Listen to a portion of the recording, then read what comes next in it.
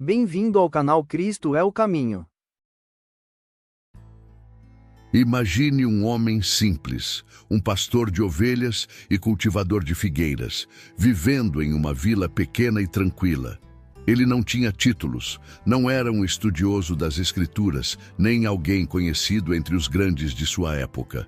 Mas, de repente, esse homem comum é chamado por Deus para uma missão extraordinária: enfrentar reis e líderes religiosos, denunciar injustiças e anunciar um juízo divino que ninguém queria ouvir.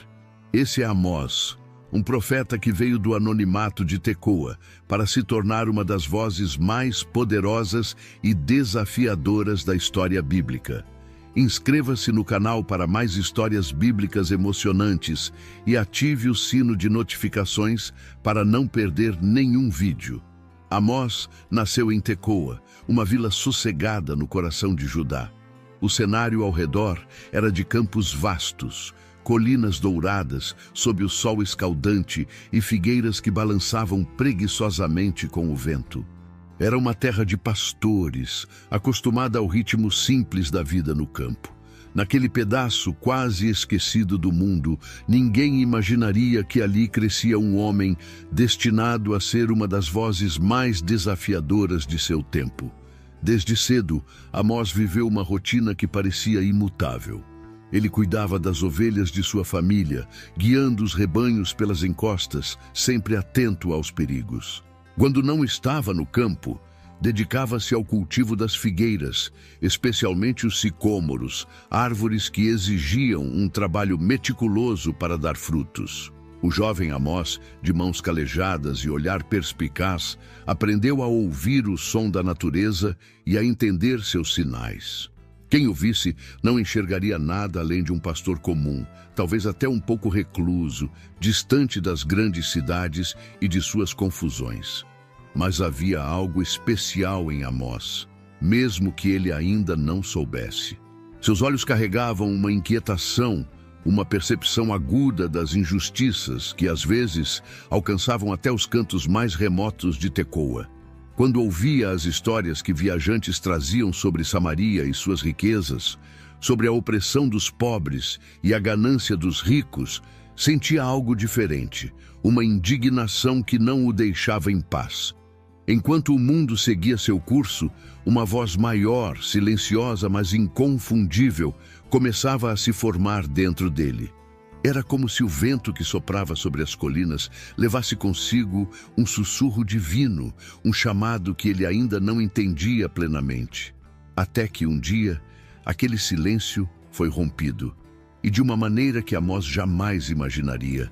Aquele dia parecia igual a todos os outros. O sol nascia devagar no horizonte, tingindo o céu de laranja e dourado, enquanto Amós guiava seu rebanho pelas encostas. O som dos sinos das ovelhas misturava-se ao farfalhar das folhas e ao canto tímido dos pássaros. Tudo parecia tão calmo, tão previsível, mas algo estava prestes a acontecer. Algo que mudaria para sempre a trajetória daquele homem. Foi enquanto estava sozinho, observando as ovelhas pastarem, que Amós sentiu o chamado. Não era uma voz comum, dessas que a gente ouve e responde com palavras. Era mais como um peso no coração, um calor que subia pela espinha e parecia preencher todo o seu ser. Era como se o vento que soprava por entre as árvores estivesse carregado de algo além do simples ar, uma presença, uma urgência. Amós, que nunca havia se considerado especial, percebeu que Deus estava falando com ele. Deus não o chamou para uma tarefa pequena. Ele, um homem simples, acostumado ao silêncio dos campos e ao trabalho com as mãos, foi enviado para falar em nome do próprio Criador. E não seria uma mensagem fácil. Amós deveria ir ao reino de Israel, ao norte, e enfrentar os poderosos com palavras duras. Ele deveria denunciar as injustiças, a ganância e a corrupção que reinavam ali. Imagine o peso dessa missão. Um pastor anônimo sem títulos ou status, sendo enviado para confrontar reis e sacerdotes. Amós sabia que seria um caminho difícil. Ele não tinha preparo, nem eloquência. Sou apenas um boiadeiro, talvez tenha pensado, mas não havia espaço para recusar. Quando Deus chama, mesmo o mais simples dos homens é capaz de grandes coisas. Amós deixou para trás os campos de Tecoa e começou sua jornada rumo ao norte, sem saber exatamente o que encontraria. O reino de Israel o aguardava, próspero por fora, mas podre por dentro. E Amós carregava a mensagem que seria como um trovão a romper o falso silêncio daquele lugar. A estrada para o reino de Israel era longa e cheia de incertezas. Amós caminhava, levando consigo apenas o necessário: seu cajado, a experiência acumulada nos campos e a convicção de que estava obedecendo ao chamado de Deus. À medida que se aproximava, os relatos sobre Israel se tornavam mais claros e inquietantes. O reino era próspero, mais do que Judá poderia imaginar. As cidades estavam cheias de palácios luxuosos, mercados movimentados e festas grandiosas.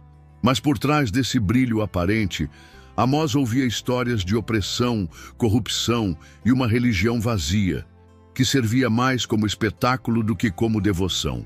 Quando chegou, o contraste o impressionou. Samaria, a capital, brilhava com a ostentação dos ricos. As ruas principais eram um desfile de tecidos finos, joias cintilantes e risos de quem parecia ter tudo. Mas bastava desviar o olhar para os becos mais escondidos e se veria outra realidade. Pobres, esmagados pela miséria, escravos sobrecarregados de trabalho e crianças famintas. Amós não precisou de muito tempo para perceber o que estava errado. Os ricos viviam como se nada pudesse tocá-los, aproveitando-se do trabalho duro dos menos favorecidos. A justiça, que deveria ser um direito de todos, havia se transformado em um privilégio de poucos. A religião, que deveria ser o alicerce moral do povo, era uma farsa. Os altares estavam cheios de ofertas caras, mas os corações estavam vazios de arrependimento. O povo de Israel tinha se afastado de Deus, trocando a verdadeira adoração por rituais pomposos e convenientes. Amós via isso tudo e sentia que sua mensagem não seria apenas difícil de ouvir, seria como uma lâmina cortante exposta diante de um povo que preferia fechar os olhos. Enquanto caminhava pelas ruas de Samaria, ouvindo o burburinho das feiras e os cânticos que vinham dos templos, Amós sabia que seu momento estava chegando. Ele não sabia exatamente como ou quando começaria, mas uma coisa era certa: sua voz, carregada de verdade, logo ecoaria como um trovão nos palácios e praças daquele reino próspero, mas moralmente doente. A oportunidade de falar chegou mais rápido do que Amós esperava. Ele estava em Samaria, cercado pela opulência da cidade, quando começou a proclamar sua mensagem. Não havia cerimônias, nem preparativos elaborados. Amós simplesmente ergueu a voz e foi como se o próprio céu rugisse.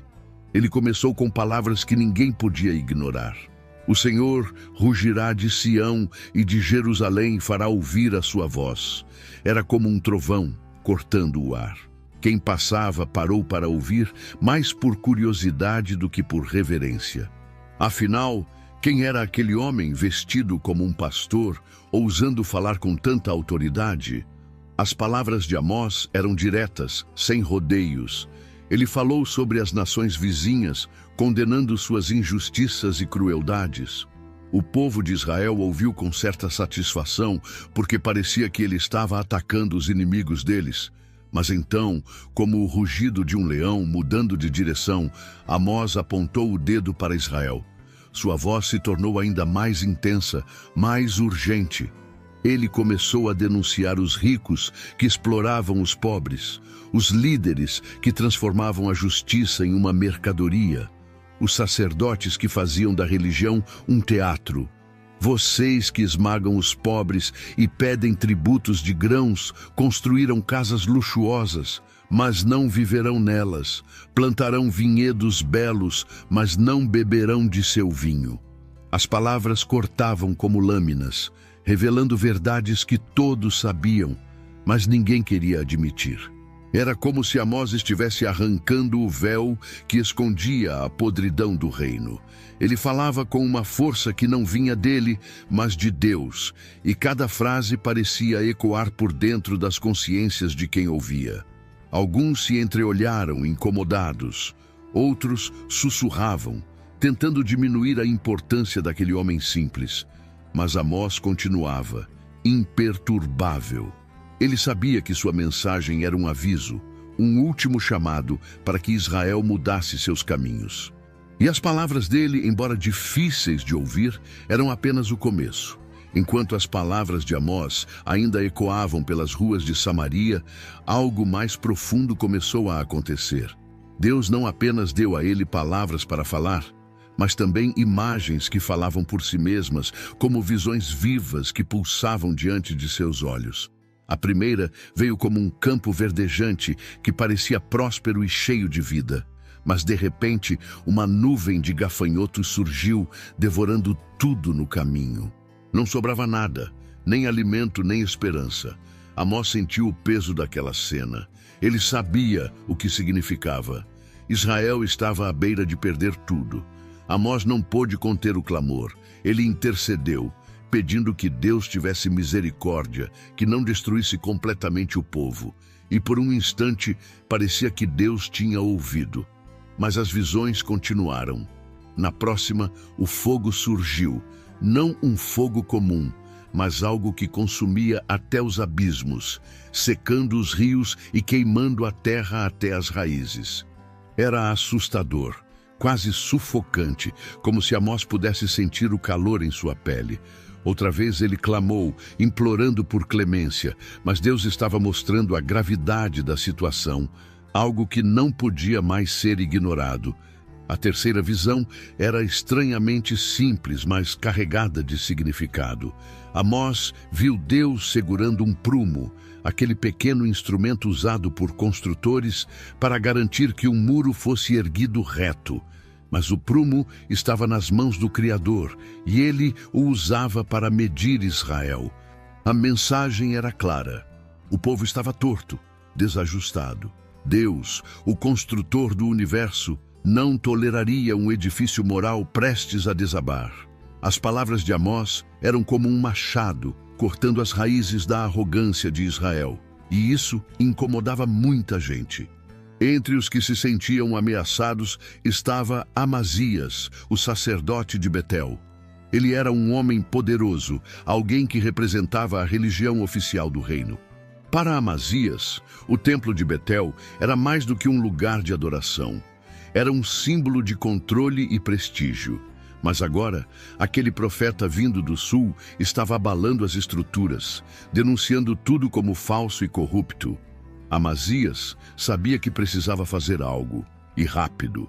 O sacerdote tentou desqualificar Amós de todas as formas possíveis.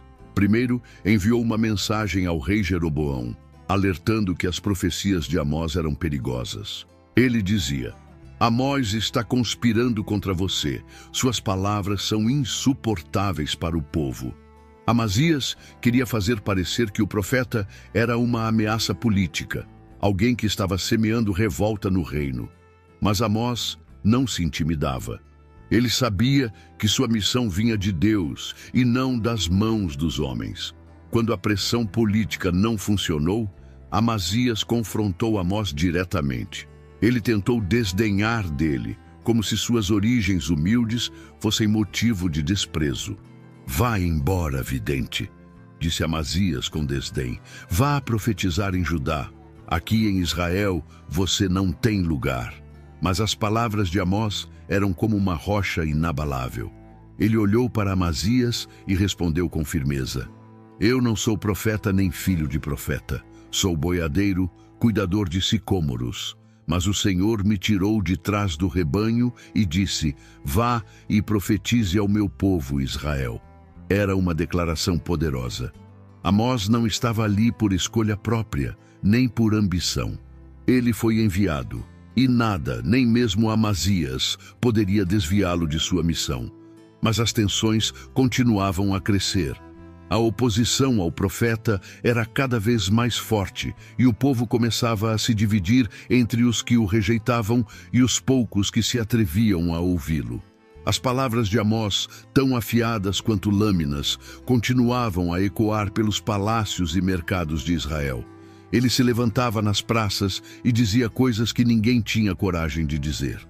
Um dia, olhando diretamente para os ricos comerciantes que se exibiam com suas túnicas caras, Amós começou a falar com um tom que misturava indignação e pesar. "Vocês, vacas de Bazã", ele disse, referindo-se às mulheres e homens da elite de Samaria. Era uma metáfora ousada, quase provocativa, comparando-os às vacas gordas que pastavam na região de Bazã, conhecidas por sua opulência. Eles viviam no conforto, mas às custas da exploração dos pobres. Amós descrevia cenas de ganância e opressão com uma clareza impressionante. Ele falou de balanças desonestas nos mercados, de comerciantes que diminuíam a quantidade de trigo vendida enquanto aumentavam o preço. Disse que até o lixo do trigo, que deveria ser jogado fora, era vendido para os mais pobres como se fosse alimento. E não parava por aí. Com uma voz firme, ele apontava o dedo para os líderes religiosos que faziam grandes cerimônias nos altares de Betel e Gilgal, mas cujos corações estavam distantes de Deus. "Eu odeio, desprezo suas festas religiosas", proclamou Amós, e o choque era palpável. Ele dizia que os sacrifícios e canções que enchiam o templo eram inúteis, porque não vinham de um coração justo. Em vez disso, ele clamava: "Corra o juízo como um rio e a justiça como um ribeiro perene." Era uma imagem poderosa, uma metáfora que comparava a verdadeira vontade de Deus a um rio caudaloso, que purifica e renova. O silêncio das multidões, às vezes, era interrompido por murmúrios desconfortáveis ou por risadas nervosas. A mensagem de Amós estava ficando insuportável para os poderosos, mas ele sabia que precisava continuar. Havia mais a ser dito, mais a ser revelado. Amós continuava a falar, mesmo diante da resistência. Ele sabia que suas palavras eram duras, mas também sabia que Deus nunca enviava um aviso sem uma promessa de esperança. No meio de suas profecias sobre destruição e juízo, Amós começou a revelar algo diferente. Ele falou de uma restauração, de um tempo em que as coisas seriam colocadas no lugar. Era como se, em meio à escuridão de uma noite sem estrelas, ele mostrasse um lampejo de luz no horizonte. "Naquele dia", dizia ele, "levantarei a tenda caída de Davi." Era uma visão cheia de significado. A tenda de Davi, um símbolo de um tempo mais simples e de uma relação mais pura com Deus, seria restaurada. Não seria um templo de pedras frias, mas algo vivo, cheio de vida e comunhão. As palavras de Amós pintavam imagens que tocavam o coração, mesmo dos mais endurecidos. Ele falava de vinhedos cheios de frutos, de campos férteis, onde os grãos seriam tão abundantes que os ceifeiros mal conseguiriam acompanhar. Os dias de fome e escassez seriam substituídos por um tempo de celebração e fartura. Mas não era só isso. Amós também falou de um povo reunido. Aqueles que tinham sido dispersos, que haviam perdido suas raízes, seriam trazidos de volta. Eles reconstruiriam as cidades destruídas, plantariam jardins e viveriam em paz. Era uma promessa que parecia impossível para muitos. Afinal, a realidade diante deles era de desigualdade, opressão e iminente juízo. No entanto, as palavras de Amós eram como uma semente plantada em terra dura, esperando o momento certo para germinar. Mesmo enquanto Amós trazia essa visão de esperança, ele sabia que a resistência continuava a crescer. As pessoas estavam inquietas, os poderosos mais irritados. E enquanto ele falava sobre um futuro distante e restaurado, a realidade imediata era de perigo e incerteza. Sua missão estava chegando a um ponto crítico, e o silêncio que se aproximava parecia ainda mais assustador que suas palavras.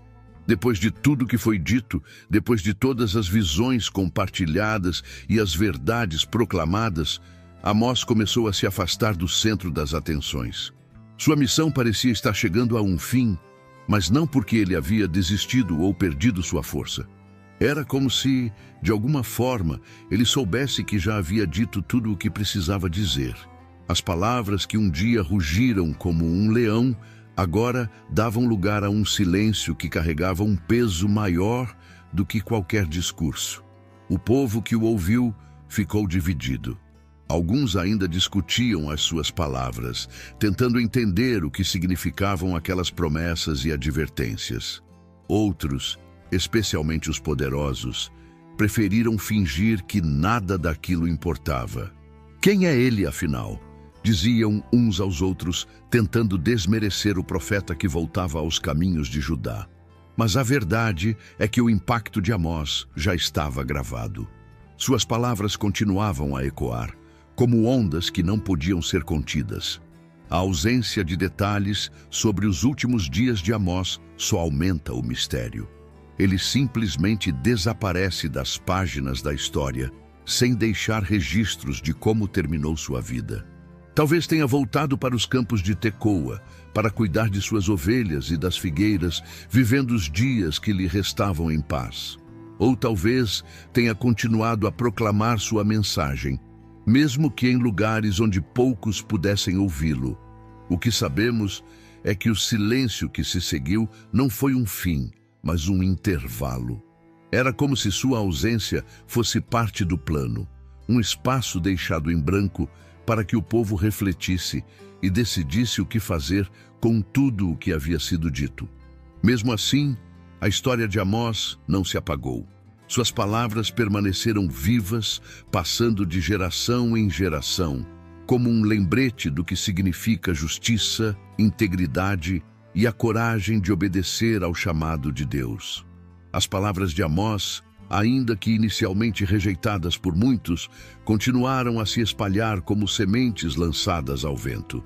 Sua mensagem, embora simples em sua essência, continha um poder tão profundo que não podia ser ignorada. Cada frase carregava a força de uma convicção que vinha diretamente de Deus. Ele não foi um homem comum, mesmo sem títulos ou linhagem profética, deixou uma marca que atravessou gerações. Era como se sua história ecoasse para além de sua própria vida, sempre desafiando e inspirando. Com o passar do tempo, as verdades que Amós proclamou se tornaram impossíveis de serem esquecidas. A imagem do prumo, do rio de justiça, das vacas de Bazã, todas essas metáforas se gravaram na memória do povo, funcionando como espelhos para uma sociedade que precisava desesperadamente de mudança. E não apenas em Israel, mas em qualquer lugar onde a injustiça e a hipocrisia ameaçassem obscurecer a vontade de Deus. Amós nos mostrou que a verdadeira adoração não está em cerimônias grandiosas ou em templos decorados, mas na justiça fluindo como um rio, na retidão sendo praticada como um estilo de vida. Sua voz se levantou para aqueles que não tinham voz, para os pobres e oprimidos, que eram explorados pelos poderosos.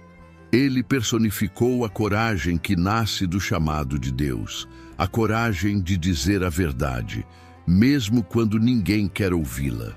Até hoje, o legado de Amós vive, não apenas em suas palavras, mas em cada ato de justiça, em cada gesto de bondade que reflete o coração de Deus. Sua história é um lembrete de que a transformação começa em lugares inesperados, muitas vezes com pessoas comuns. E enquanto refletimos sobre sua vida, nos perguntamos: o que estamos fazendo para que o rio de justiça continue fluindo? Talvez, como Amós, estejamos sendo chamados a algo maior, algo que exige coragem e fé para que seja cumprido. E assim, sua história se entrelaça com a nossa, convidando-nos a ouvir, agir e transformar o mundo ao nosso redor. A história de Amós termina como começou, sem grandes alardes, mas com uma força que transcende o tempo. Ele era apenas um pastor, Um homem de mãos calejadas e pés marcados pela poeira do trabalho no campo, mas foi escolhido para carregar uma mensagem que abalaria um reino. Não por sua eloquência ou posição, mas por sua obediência e fé. E é isso que torna sua trajetória tão poderosa. Amós nos lembra que Deus não escolhe os capacitados, Ele capacita os escolhidos. Das colinas de Tecoa às praças de Samaria, Amós carregou uma lição que ecoa até hoje. A verdadeira adoração a Deus está nos atos de justiça e bondade. Não importa quantas canções cantamos ou quantos altares construímos. Se o nosso coração não for reto e nossas ações não forem justas, tudo isso é vazio. Ele nos ensina que a fé não é algo confortável, mas um chamado para enfrentar as realidades mais difíceis, mesmo que isso signifique se opor ao que é popular ou conveniente. Além disso, Amós nos desafia a enxergar os invisíveis. Ele falou pelos pobres, pelos oprimidos, pelos esquecidos. Ele nos mostrou que ignorar a injustiça não nos isenta de nossa responsabilidade. Pelo contrário, nos torna cúmplices dela. Seu clamor por um rio de justiça e um ribeiro de retidão não foi apenas um grito para Israel, mas um chamado para todos nós, em qualquer tempo ou lugar. E talvez essa seja a maior lição de todas.